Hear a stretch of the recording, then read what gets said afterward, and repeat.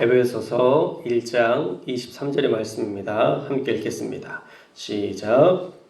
교회는 그의 몸이니 만물 안에서 만물을 충만하게 하시는 이의 충만함이니라. 아멘. 오늘은 교회를 통해 만물을 완성하시려는 예수님의 계획이라는 제목의 말씀을 나누려고 합니다. 예수님께서 왜 우리를 위해서 죽으셨을까요? 왜 죄인인 인간을 변화시키려는 노력을 예수님께서 하셨을까요? 우리 생각하기에 겨우 사랑하는 자녀들의 죄책감 하나 없애주시려고, 또 그 마음에 무거운 짐 하나 덜어주시려고 예수님께서 죽으셨다고 생각하면 그것은 큰 오산입니다. 분명 그 이상의 의미가 있어요. 그 이상의 의미라면 우리의 모든 죄를 사해 주신 이후에 구원의 은혜를 알고 누리라고 십자가에서 죽으신 것이라고 생각할 수 있습니다. 그런데 그 역시도 조금 아쉬운 단계입니다. 그 다음 단계까지 나아가야 되는데, 그 다음 단계는 바로 세상을 완성시키고자 하는 예수님의 계획대로 우리도 사명의 자리로 나아가는 것입니다. 예수님은요, 우리의 죄의 근본적인 문제를 해결해 주셨습니다. 우리가 죄를 짓고자 하는 본성, 또 실제로 우리가 죄를 짓고 있는 그 죄의 문제, 십자가에서 죽으심으로 다 해결해 주셨어요. 그래서 우리가 깨끗한 사람이 될 수 있었고, 또 우리가 깨끗해졌기 때문에 구원, 천국에 나아갈 수 있는 그런 길이 열린 것이죠. 그러니 이 은혜를 받은 자로서 그 다음의 단계, 사명의 자리로 나아가야 되는 것입니다.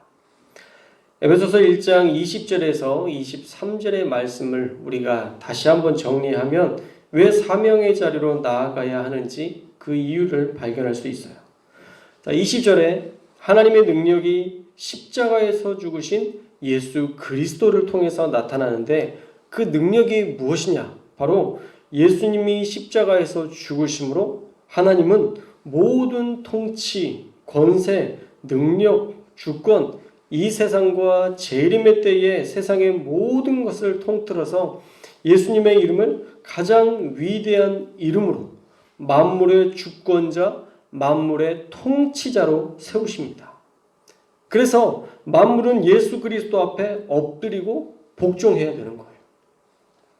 세상은 감히 예수 그리스도의 이름을 함부로 놀릴 자격이 없습니다. 왜냐하면 세상은 예수 그리스도의 통치 아래 있기 때문이에요. 우리가 사실 경찰 앞에만 있어도 우리가 죄를 짓지 않잖아요. 그가 어떤 통치권이 있고 우리를 통솔할 능력이 어느 정도 부여되었다는 것들을 알기 때문에 우리가 경찰 앞에서도 잘못된 일들을 하지 않으려고 합니다. 또 국가가 어떤 것에 대해서 이야기할 때 그것을 따르려고 합니다. 왜요? 국가의 통치권을 인정하는 것이죠. 마찬가지로 이 세상의 모든 통치권은 누구에게 위임되었는가? 바로 예수 그리스도에게 위임되었다는 거예요. 그래서 만물은 예수 그리스도의 그 이름 앞에 엎드려야 되는 것입니다. 또 예수님은요, 교회의 머리가 되신다라고 얘기하고 있죠. 교회의 머리라는 것은 교회의 통치자, 또한 교회의 주권자를 의미하는 말씀이기도 하지만, 단순히 통치의 의미로만 머무는 것이 아니라 교회는요, 그리스도의 몸이 되어서 유기적으로 한 몸을 이루게 된다라는 것을 기억해야 됩니다. 그래서 세상보다는 훨씬 더 예수님과 교회가 특별한 관계임을 이야기하는 거예요. 그러므로 예수님의 통치권을 인정하고 우리도 그분의 몸이 되어서 그분의 생각대로, 그분의 다스림대로 우리도 또한 세상을 통치해야 되는 것입니다. 어떻게 통치해야 될까요? 우리 23절 말씀 함께 읽겠습니다. 23절 말씀 시작. 교회는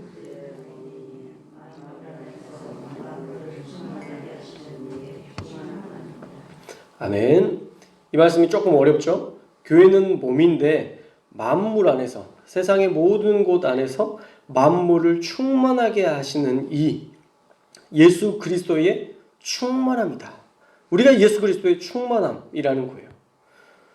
교회는 만물 안에서 만물을 충만하게 하시는 예수 그리스도의 충만함이 되어야 된다는 것입니다. 공동 번역이 조금 더 쉽게 번역이 되어 있는데요.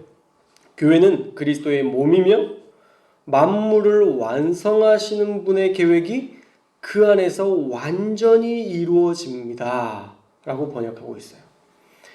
만물을 완성하시려는 계획이 누구를 통해서 이루어지나요? 바로 교회를 통해서. 이 땅에 세우신 교회를 통해서 만물의 완성을 이루신다는 거예요.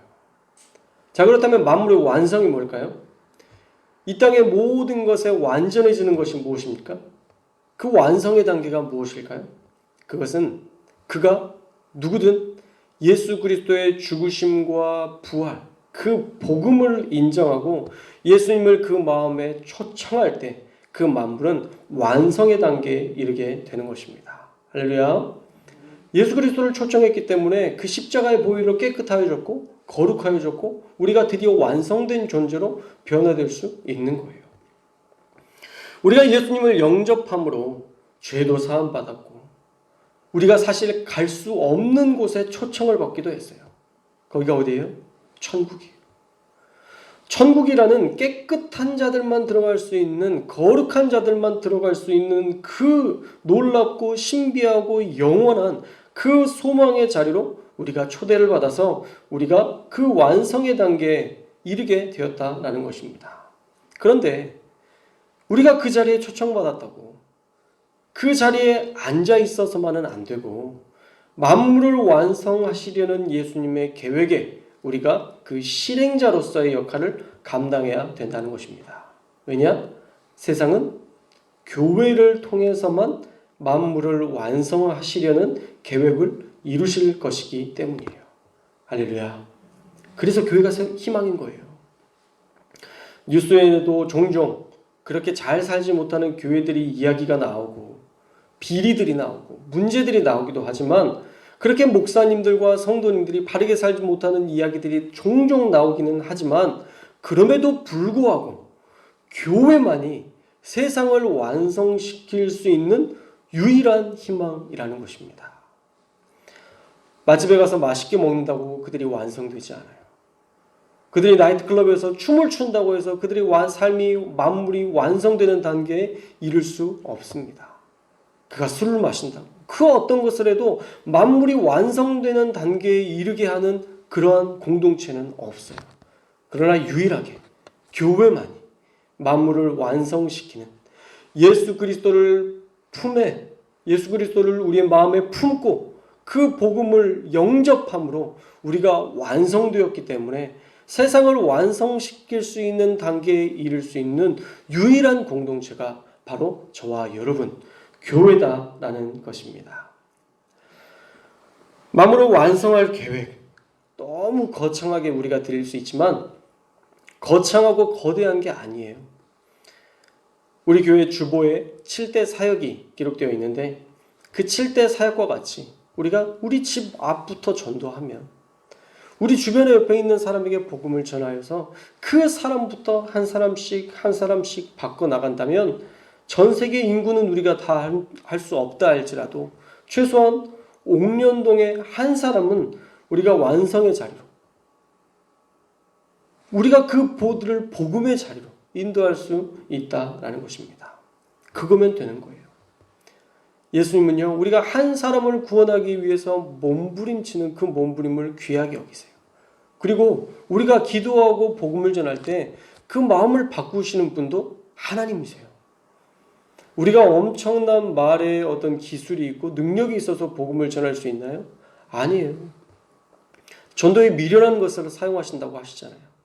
우리가 미련해 보이고 무능해 보이고 우리가 아무것도 가진 것이 없다 할지라도 복음을 전하고자 하는 열정이 있으면요, 그 사람을 만나고자 하는 열정이 있으면요, 만난 이후에는 하나님께서 하세요.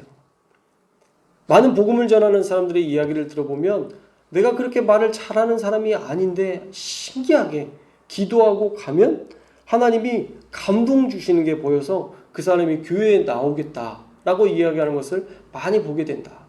전도의 간증을 들어보면 그런 간증들이 많이 있습니다. 왜 그런 능력이 나타날까요? 왜 그런 지혜가 나타날까요? 하나님이 만물을 완성하시려는 계획을 가지고 계신데 그 계획을 실행하고자 하는 그 교회, 그 사람을 하나님께서 도우시기 때문이에요. 지혜도 주시고요. 또 복음을 전하려고 하는 자에게 그 복음을 전할 수 있는 물질도 부어주세요. 다양한 것으로 완벽하게 하나님의 보호하심과 또한 하나님의 인도하심과 또한 하나님의 지혜와 하나님께서 모든 것을 공급하시는 유일한 사람은 바로 복음을 전하는 교회, 그 공동체를 통해서 하나님은 일하신다라는 것입니다. 사랑하는 여러분, 우리 평생에 한 명이라도 전도했다면, 한 영혼이라도 예수님의 품에 안겼다면 우리는 부끄러운 구원을 받지는 않을 것입니다. 그러나 평생에 우리가 한 명도 복음을 전하지 못했다면, 한 영혼도 구원하지 못했다면 그것은 정말 부끄러운 구원일 거예요.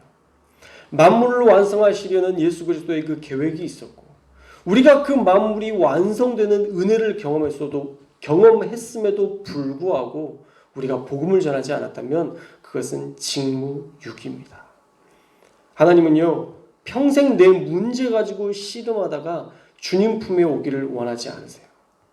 그냥 그 문제 가지고 그 문제 해결되는 것으로 기뻐하는 하나님과 나 사이에 그 1대1의 문제 속에서 우리의 삶의 수호신으로서 예수 그리스도를 받아들이는 것, 그것 원하지 않으세요.